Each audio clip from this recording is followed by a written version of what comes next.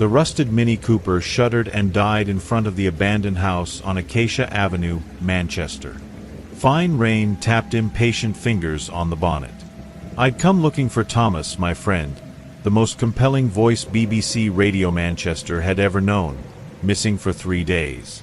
The Greater Manchester Police, swamped, had done little. But I knew because of the whispers. The first came the night Thomas vanished. Tuning my old valve radio at home, seeking distraction, it happened. In the ghostly static between dead stations, a voice cut through. Thomas's unmistakable voice, stretched thin, distorted by visceral terror, hissed just 2 words before the white noise swallowed it. He collects. Sleep abandoned me that night. In the following days, I investigated like the obsessed reporter I once was. A pattern emerged from the shadows, ignored by police busy with tangible corpses. These weren't ordinary murders. This was something more perverse in its refinement, cleaner, infinitely more terrifying. Over the last 8 months, in places like Leeds, Sheffield, and now Manchester, people with extraordinary voices had vanished. Eleanor, the jazz singer from the pub down the lane, whose scat improvisation was pure liquid magic. Arthur, the old storyteller in the Park Square who could hypnotize children and adults alike with his rich narratives. And Thomas, whose velvet timbre and vocal authority turned the blandest news into epics. The Collector. That name surfaced at the edges of rumors, in the hushed conversations of pubs near the disappearance sites. An urban myth gaining flesh and purpose through my desperation. He didn't want bodies, only the sound. The pure vocal essence. What he did with it was the core of my nightmare. The house on Acacia Avenue was the last known location of Thomas's phone. An old construction, brick exposed like bones, windows shattered like blind eyes, wrapped in a silence heavier than the rain. The gate groaned an agonized shriek. The garden was a chaos of tall, shadowed weeds swallowing rubble and the carcasses of electronics. Old fridges, shattered CRT televisions, piles of antique wooden radios, their speakers ripped out like vital organs excised. The smell was the first blow. A thick, metallic tang of dried blood mixed with the sharp acid of burnt wiring and something else, sweet and nauseating, like flowers rotting in stagnant water. It invaded my nostrils and clawed at the back of my throat. The back door hung wide open, an invitation to the interior darkness. Inside, the gloom had weight. The weak afternoon light, filtered through grimy glass, revealed a nightmare scene. The wooden floorboards creaked under my cautious steps, each sound echoing too loud. The main room was empty, save for a single wooden chair in the center, facing a wall that held a horrific collection. Not macabre trophies in the traditional sense, but speakers. Dozens of them, all sizes and eras, torn from radios and sound systems, pinned to the wall like rare butterflies on a mad entomologist's board. They formed a grotesque mosaic, their paper cones torn or absent, resembling silent, violently opened mouths. At the center of this sinister gallery, one device stood out. An open-reel tape recorder, old-fashioned, with wide magnetic tape. It looked incongruously well kept, its metal casing clean, a point of order in the surrounding chaos. It was hooked to a small car battery, its reels turning with hypnotic slowness, silently pulling the dark tape. No sound came from it, just the persistent, mechanical motion. Then the atmosphere shifted. The air, already thick, became electrically charged, like before a devastating storm. The incoming light seemed to dim further, and then the hiss began. Not from the recorder. It came from the entire house.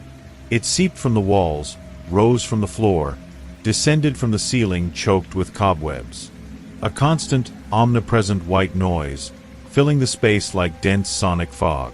It was the sound of emptiness, of nothingness, but pulsing with a palpable, malignant intent. Within this hiss, like shards of glass in a river of mud, the voices emerged. Whispers. Not one, but many, overlapping, intertwining, competing and merging in the sea of noise. I recognized fragments. Eleanor's smooth, improvised scat, now distorted into a shriek of pain. Arthur's rich narration, reduced to pieces of horror stories hissed with hysterical urgency. And Thomas's voice, that timbre that calmed entire mornings, now moaned low, repeating a broken mantra, saying that he records, he preserves, he collects the echo. The whispers didn't come from the speakers on the wall. They emanated from the air itself, from the very hiss. They seemed to sprout from the shadows in the corners, from the gap beneath the stairs leading to the cellar, from the hollow guts of the devices scattered on the floor. It was as if the entire house had become a vast receiver, tuned to a frequency inhabited by stolen voices. They told fragments of dread, confessions intimate and distorted by terror, truncated warnings. Eleanor's voice hissed a warning about not looking at the needles. Arthur moaned something about the cellar, about him keeping the first whisper down there. Thomas merely sobbed, a dry weeping echoing in the void. The ritual became clear, horrifyingly crystalline, in that cauldron of impossible sounds. The collector didn't kill for the act itself. He hunted the perfect voice, the voice that fascinated or obsessed him. He captured the victim, probably here, in this den of horrors. And then, using methods my mind refused to fully visualize, but which involved that solitary chair, those ripped-out speakers as receptacles, and the reel-to-reel as the primary instrument, he extracted the voice. He didn't just record, he ripped out the very vocal essence, leaving behind a mute body, perhaps alive, perhaps dead, but certainly hollow. The voice was then preserved in this web of noise and perverted technology, condemned to whisper eternally in the static limbo, its words twisted into disturbing clues and involuntary confessions. The urge to run was a primal instinct screaming in every cell. But Thomas might still be here. Alive. Mute. Hidden. The whispers pointed to the cellar. Arthur had mentioned the first whisper, the strongest, being down there. The stairs leading down were an abyss of absolute darkness, from where the sweet, nauseating smell rose with overwhelming force, mixed now with an odor of damp earth and something indefinably organic and ancient, rotting. My heart hammered against my ribs like a prisoner. Each step towards those stairs was a victory over pure terror. The hiss grew louder, the whispering voices became sharper, almost frenzied, as if alarmed by my intent. Warnings not to go down, alerts that he was there, frantic repetitions about him collecting. Thomas's voice rose above, clear and desperate for the first time, urging me to run, calling me by name, James, saying he wanted my voice now, that he had sensed my arrival. Hearing my name, spoken by that impossible voice, froze the blood in my veins. It was a crucial warning, a terrible confession, a trap. The collector was here, knew I was here, and if he wanted my voice, it meant he was watching, perhaps right then. Paralyzed at the top of the cellar stairs, enveloped by the chorus of dead voices whispering panic and the smell of death rising from the gloom, I grasped the absolute horror. It wasn't just the victim's fate. It was the perverse immortality he granted them, trapped in endless sonic suffering, used as bait, as alarm, as integral parts of his horror museum. He didn't collect voices. He collected echoes of souls. Then, a new sound cut through the hiss and whispers. It came from behind me. A low grating, almost musical, like the sound of a needle being carefully lowered onto an old vinyl record. But there was no record. No turntable. Only that open-reel tape recorder, spinning, spinning, and the grating emanated from it. It was the unmistakable sound of a mechanism being prepared, cocked. Now, think with me, you listening on the other side. Are you immersed? Perhaps in the dark, just you and my voice weaving this nightmare. Feel that sudden chill on your neck? The shiver running down your arms? It's just the story, naturally. Or is it the instinctive reflex of something deeper? Something your subconscious caught before you did? Glance at your own radio, if you have one nearby. Is it truly switched off? Are you absolutely certain? And that background hiss you attributed to poor reception or your own sound system? Have you ever truly listened to what hides within it? Between stations, in the seemingly harmless silence of the static, can you discern anything? An indistinct whisper? A fragment of a voice that doesn't belong?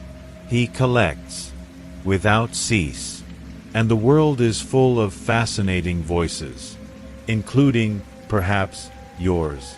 Notice the air now. Has it grown colder suddenly? Quieter, as if something has focused intensely on you? Don't worry. It's probably just your imagination, or perhaps the climax of this tale. Keep listening. Please don't stop now.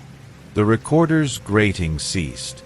A dry, metallic click echoed in the room for a suspended instant, a moment of absolute stillness where even the whispers fell silent. Then, the reel began to spin much faster. The hiss filling the house swelled, becoming a roar of static that vibrated in my bones, in my teeth.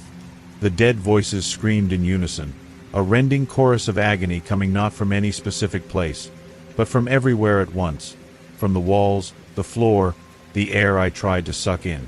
They screamed that he had awoken. The cellar door I faced hung wide open, but it wasn't darkness coming from there now. It was a palpable void, a vacuum sucking at the already weak light from the room. And within that void, something moved. Not a defined shape, but a ripple in the darkness itself, an absence of light that gained weight and presence. I felt, more than heard, a deep, ragged breath emerging from the abyss. Not human. It was the sound of ancient bellows compressing, rusted gears straining to turn, mixed with a wet whisper, like magnetic tapes being forcibly rewound. He was there, the collector, and his interest no longer lay solely with Thomas. My dead friend's warning echoed in my mind. He wanted my voice now. The recorder spun, ravenous. The speakers on the wall seemed to vibrate with morbid anticipation. The trapped voices howled with terror, and I realized with a chill, with a perverse anticipation. They desired company.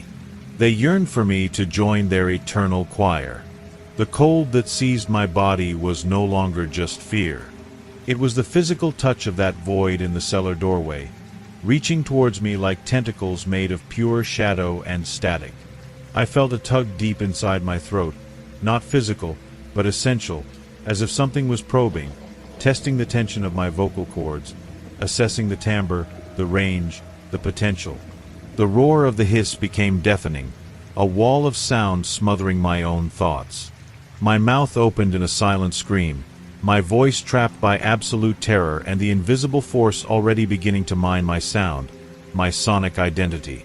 The last perception, before the void enveloped me completely, wasn't the roar, nor the whispers. It was the cold, decisive click of the recorder, cocked and ready to record.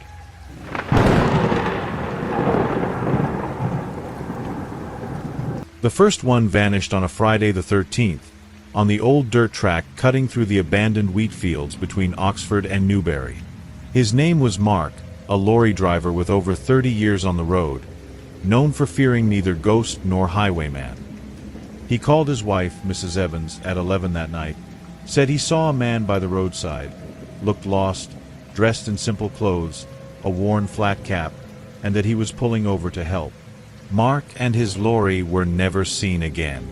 Police found the vehicle 3 days later, pulled onto the verge as if he'd simply evaporated. The engine still warm, the radio tuned to the same folk station, and a strange smell hanging in the air, sweet and rotten, like spoiled honey mixed with old engine oil. That was the beginning, the first thread in a skein of terror unraveling along that cursed stretch, the A34, which locals, with fear in their eyes, had started calling the Road of Lost Reflections. I'm James, a reporter for a regional paper covering the home counties. covering accidents, harvests, village fates. That was my routine. Until the disappearances started repeating. Week after week, always at night, always on that isolated stretch between the fields. Always the same pattern. A call home or to a friend mentioning a man hitchhiking, seemingly harmless, always vaguely described. Simple clothes, flat cap, a shape in the gloom. And then, silence. Cars found abandoned, doors open, belongings untouched, no sign of struggle, no clues. As if people had driven into the mist and vanished. The Thames Valley Police, Inspector Davies, a serious man but overwhelmed, was baffled. Until Sarah's photograph surfaced. Sarah was a veterinary student, vanished 2 weeks after Mark. Her desperate family showed all her recent photos to the police, hoping for a lead. It was her mother who noticed, between convulsive sobs, pointing to a selfie Sarah had taken the day she disappeared, smiling in her car before hitting the road. Something was terribly wrong. In the car's rearview mirror, where Sarah's face should have been reflected, there was only an indistinct void, a blurred smudge, as if the light simply refused to capture her image there. It wasn't a lens flaw. Other parts of the car reflected perfectly. It was only Sarah, or rather, her absence, in the reflection. The information leaked, as it always does in small towns like Oxfordshire. A cold wave of dread swept the area. Families of the other victims, previously confused, scoured photo albums, phone memory cards, any recent images. And the gruesome truth emerged. Every victim, in photos taken hours or days before their disappearance, showed anomalies in their reflections. In the bathroom mirror of Peter, a salesman who vanished third, his image was distorted, grotesquely elongated, as if seen through murky water. In Laura's graduation photo, taken with her parents in a professional studio, the parents reflected perfectly in the decorative mirror behind them, but where Laura should have been, there was only an opaque shadow, formless. And in the last photo of Robert, taken at a petrol station just before he vanished, his reflection in the car window was completely absent. Only the scenery behind showed, as if he were a ghost, an entity light refused to capture. The most sinister theory began to circulate, whispered in pubs, shared fearfully on local social media. The man on the road wasn't a man. He was something that fed, not on bodies, but on reflections. He collected the image people projected onto the world, their essence captured in reflected light. Those who stopped to help him were, somehow, already marked. Their connection to the visible world, to their own reflected reality, was weakened, corrupted. The killer or the collector simply finalized the process, ripping away what remained of that presence in the plane of mirrors, of shiny surfaces, of still waters. What was left was a body without an echo, an empty husk that, we presumed, he discarded somewhere no one would ever find, perhaps where light didn't reach, or where reflections were irrelevant. The atmosphere in the region became oppressive, heavy with palpable fear. People avoided the A34 like a plague pit. Those forced to travel at night locked their doors, sped up at the sight of any figure by the roadside, eyes fixed ahead, avoiding even a glance in the rearview mirror, afraid of what they might see or fail to see. Mirrors at home were covered with cloths, reflective surfaces shunned. It became a nervous habit, a compulsion. People took constant selfies, not to post, but to check, with a chill down their spine, if their reflection was still there, intact, present. Paranoia was a slow poison, contaminating everything. Inspector Davies, with limited resources, set up surveillance operations on the road, but the man in the flat cap was elusive as smoke, appearing only to his marked victims. My obsession took me deeper than it should have. I needed to understand. I needed to see. I took my old car, a camera with good lenses, a recorder, and on the next Friday the 13th, a moonless night, heavy, damp, the air thick with the smell of damp earth and a veiled threat, I drove towards the A34. It wasn't courage. It was a sick mix of professional duty and a morbid curiosity gnawing at my gut. The road was deserted, a tunnel carved through darkness between whispering fields of barley. My headlights cut the blackness like dull knives, illuminating only a short stretch of dirt track ahead. My heart hammered against my ribs, a frantic drum announcing my fear. I checked the rearview mirror every minute, not for traffic, but to see if my face was still there. It was. For now. Then I saw him. A figure by the roadside, about 100 meters ahead. Standing, motionless. Dressed in dark, simple clothes, and yes, a flat cap with a wide brim, hiding his face in shadow. The cap looked ancient, worn, part of the nightscape. An intense wave of cold, completely alien to the damp warmth of the night, shot down my spine. My foot hovered over the accelerator. Stop. Drive on. The story. The fear.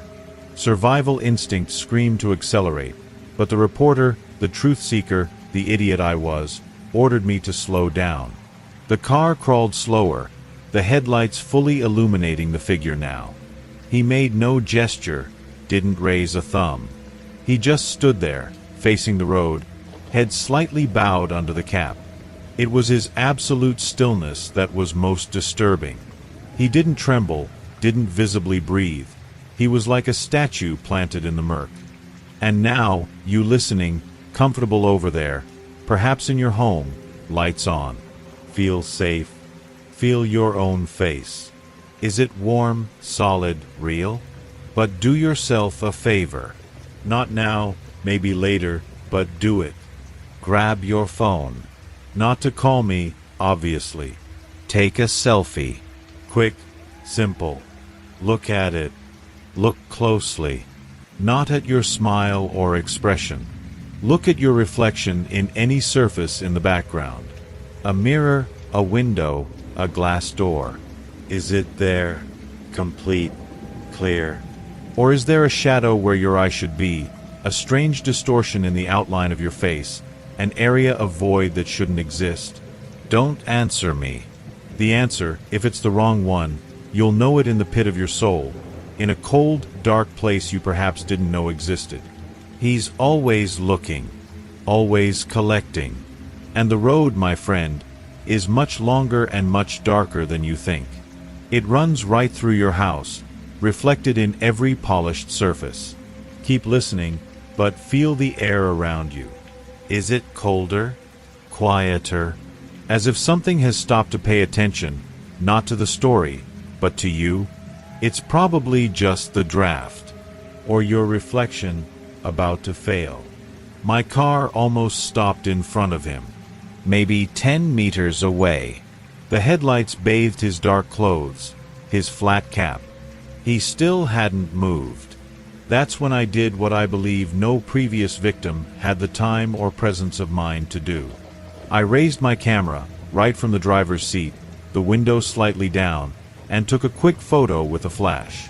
The white burst exploded in the darkness, blinding for a fraction of a second. And in that instant, under the cap, I saw not a face. I saw a void. A profound absence, black, like a hole ripped in reality. It wasn't darkness. It was the negation of light, of form.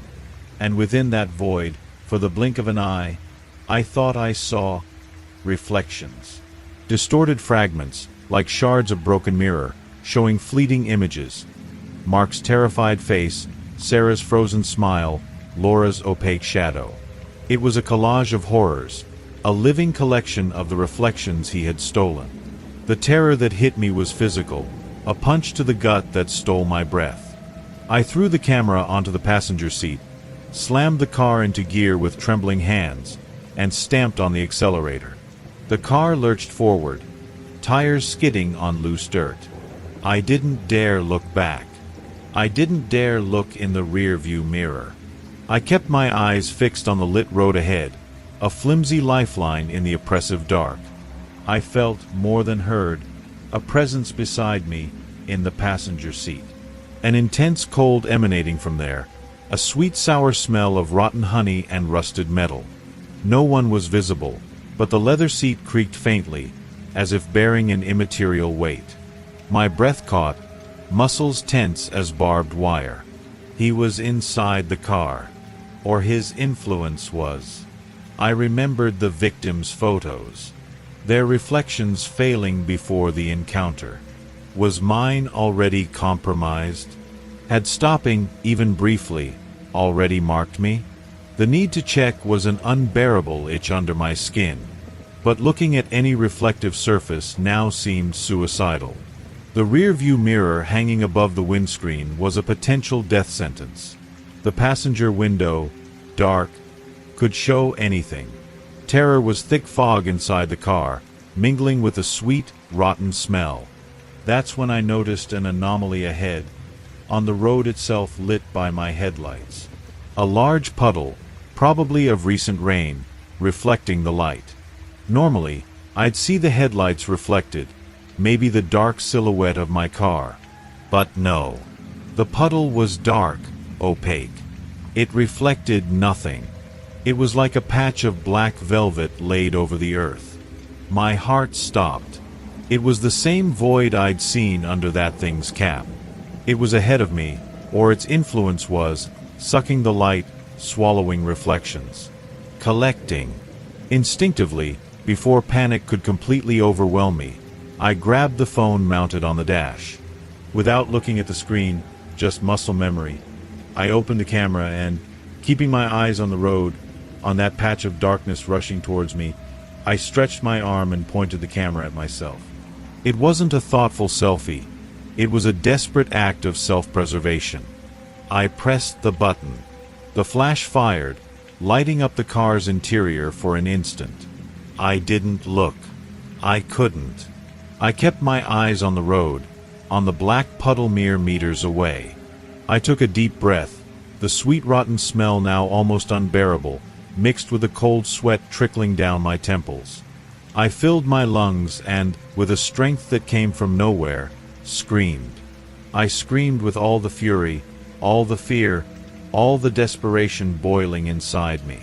A primal, guttural roar that tore through the oppressive silence of the car and the night. A scream that was an affirmation of existence, of presence, of me still being there, whole, reflecting light, occupying space. The effect was immediate and violent. The cold beside me vanished. The sweet rotten smell dissipated like smoke. The black puddle on the road, just as my car passed over it, reflected my headlights for a split second, distorted, but there. A reflection. Imperfect, but present. The terrifying pressure inside the car eased like a pricked balloon. I kept driving, trembling uncontrollably, tears streaming down my face, but alone. Alone and, for now, whole. Only much later, when I was on the lit outskirts of Oxford, dawn beginning to break, did I find the courage to look at the photo I'd taken inside the car. My image was there, on the phone screen. My face pale, eyes wide with terror, mouth open mid-scream. The scream that likely saved my life. And in the car window, behind me, reflected, it was there. My reflection. Blurred by movement, distorted by the angle, but unmistakably present. Complete. Whole. For now. The man in the flat cap is still out there, on the road of lost reflections. The police never found him. The disappearances continued, sporadically, but they continued. I never drove that road at night again.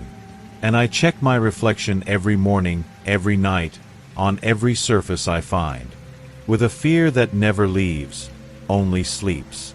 Because I know what he wants. And I know he's patient. He collects. And the collection, for something like him, is never truly complete.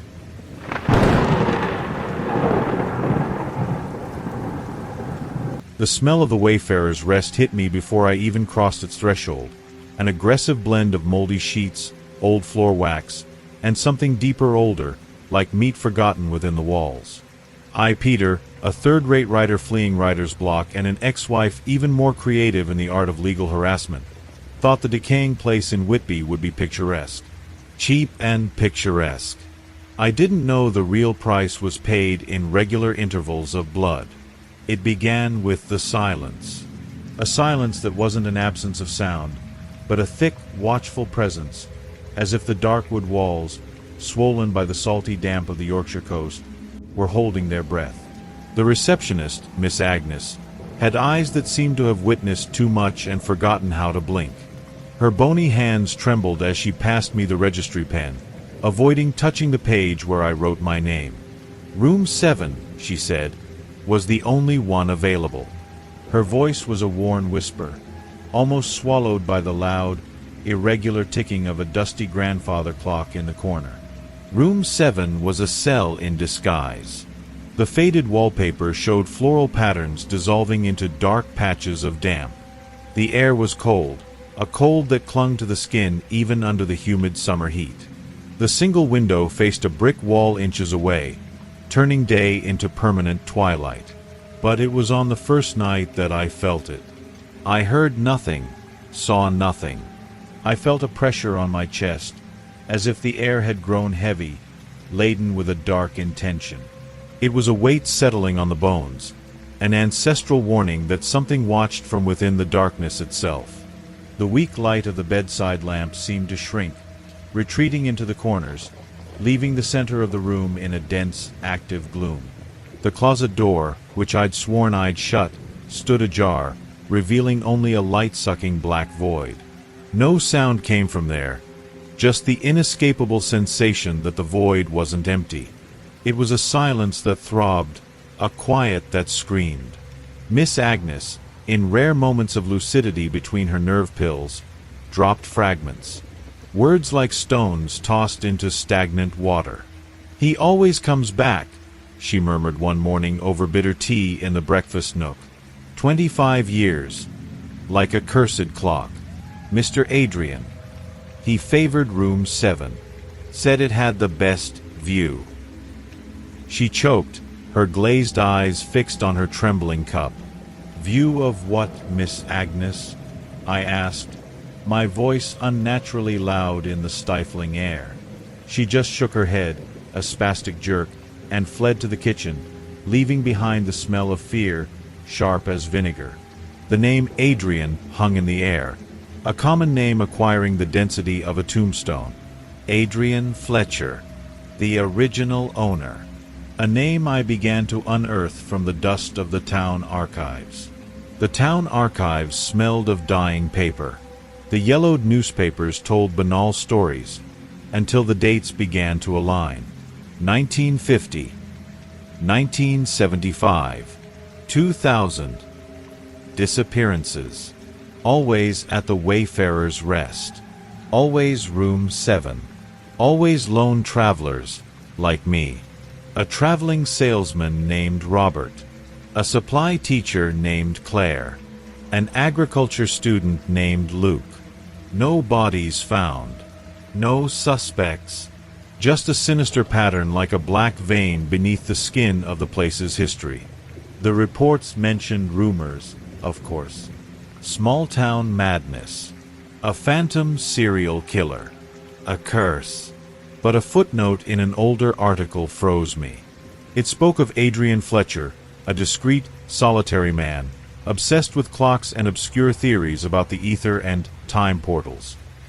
He'd vanished in 1925, the year of the first recorded disappearance. The article speculated, almost comically, if he had built a machine to escape the police. No machine was found. Only the heavy silence of room 7 and the relentless cycle. Fear is powerful fuel when mixed with obsession. Instead of fleeing, I dug deeper. I tore apart room 7 in the dead hours, when the silence was thickest. It was behind the heavy bathroom mirror, its wooden frame swollen and loose, that I found it. A cavity. And inside, wrapped in cloth soaked in rancid oil smelling of rotting flowers, a book. Not a common ledger. The Journal of Adrian Fletcher. The pages, stained a deep brown that wasn't ink, told a horror story that transcended time. Adrian wasn't just a killer. He was a traveler. A shapeless traveler, trapped between instants. He discovered, not a machine, but a primitive ritual, a flaw in the wall of time, anchored in room 7. A place where the fabric of reality was thin, malleable. Blood, much blood, and a specific moment of maximum terror could tear a hole. He jumped. 25 years forward. 25 years back. But the jump demanded a price. It demanded an anchor. An entire life, consumed at the exact moment of transition, to sustain his anachronous existence, to keep him bound to that vicious cycle. He didn't recruit. He sacrificed. He stole an existence to fuel his own endless flight. The journal detailed the rituals with sickening coldness. The victim's fear was the lubricant, the moment of death, the key, the blood, the fuel. And room 7, the door. The last entry was 2000. The student, Luke. The next cycle ended tomorrow. Now, as you listen to this, sitting comfortably wherever you are, perhaps you look around. Is your house safe? Your routine predictable? But think, how often do you truly pay attention to the dark corners, the sounds your house makes at night, that fleeting feeling of not being alone? How often do you check, really check, if the locks are firm, if the shadows are just shadows? Because terror, true terror, doesn't just live in forgotten inns. It lurks in the gaps of your security, in the complacency of your day-to-day. It waits for you to ignore the chill down your spine, to dismiss the noise as the wind. Ask yourself, when was the last time you felt that sudden, unexplained cold, or woke with a racing heart for no reason? Was it just a dream? Or was it something more, something watching from the threshold, waiting for carelessness? Evil doesn't need grand portals. Sometimes, a moment of neglect, a sigh of doubt, is enough. Keep listening, but feel the air around you. Is it colder? Quieter than it should be? As if the world has held its breath? Waiting? It's probably nothing. Probably. But maybe it's worth looking over your shoulder, just in case. Because horror's cycle always finds a way to repeat, and the next careless moment might be yours. The night of the 25th year fell like a tombstone over Whitby. The town, oblivious, slept. In the Wayfarer's Rest, silence had become a living entity. Every footstep on the creaking corridor sounded like a scream. Every beat of my heart against my ribs echoed like a funeral drum. I wouldn't be the next victim.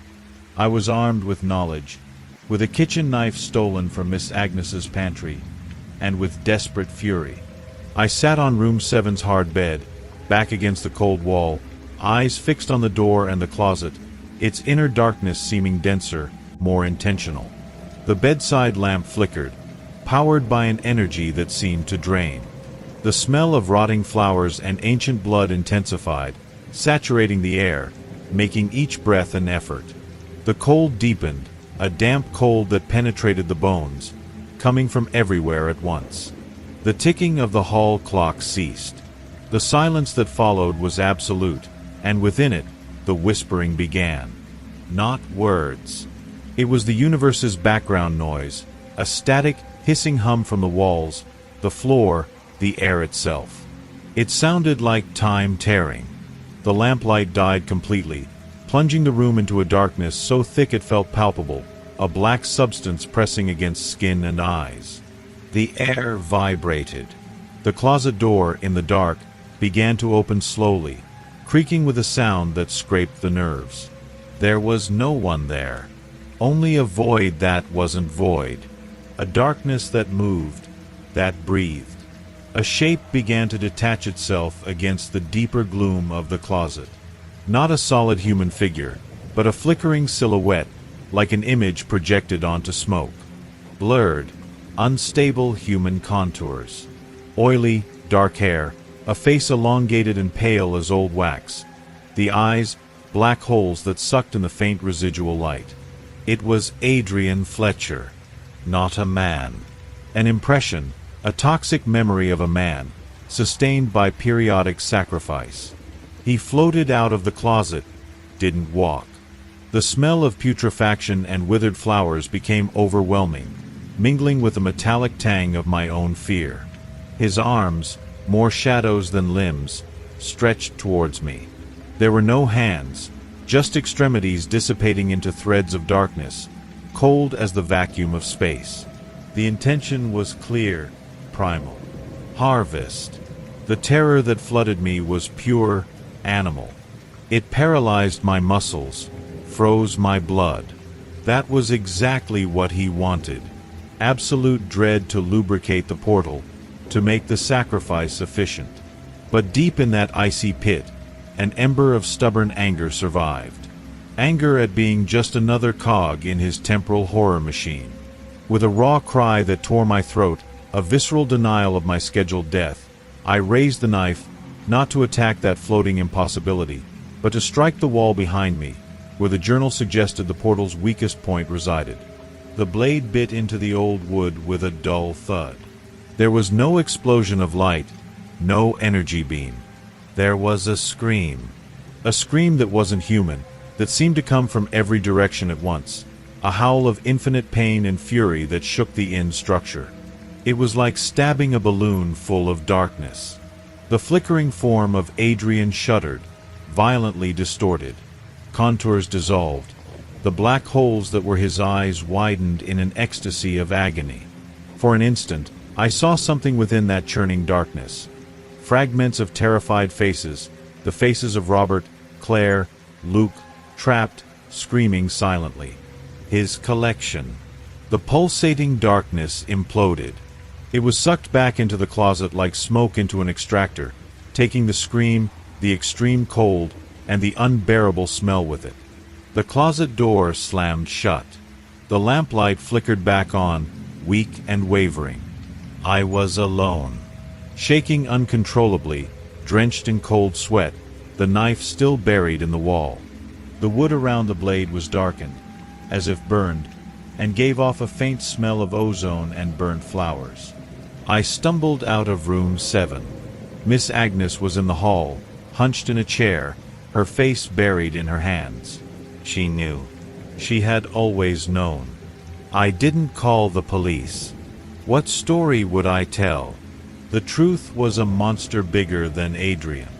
I grabbed my things and left the Wayfarer's Rest behind before dawn.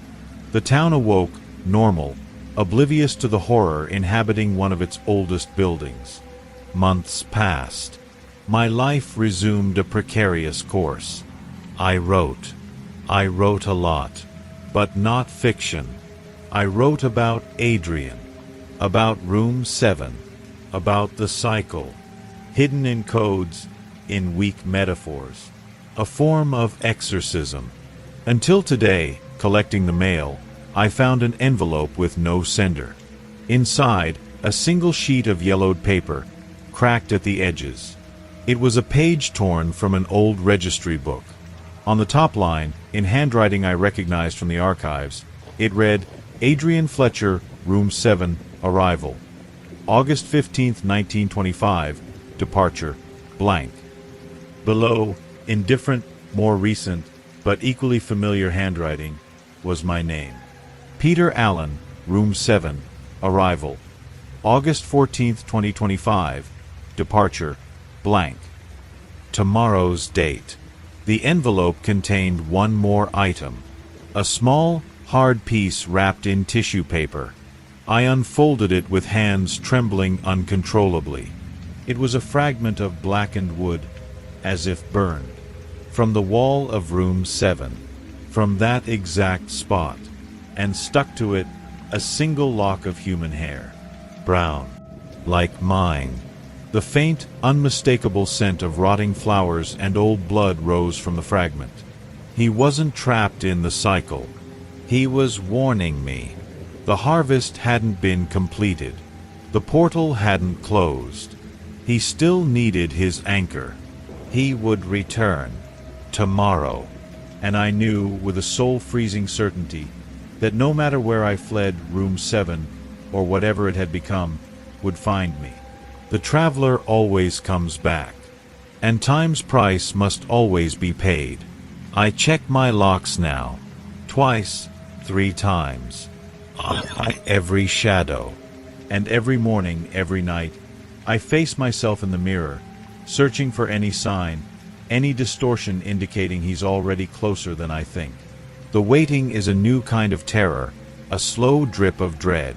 Because tomorrow is always coming. And the damned clock never stops.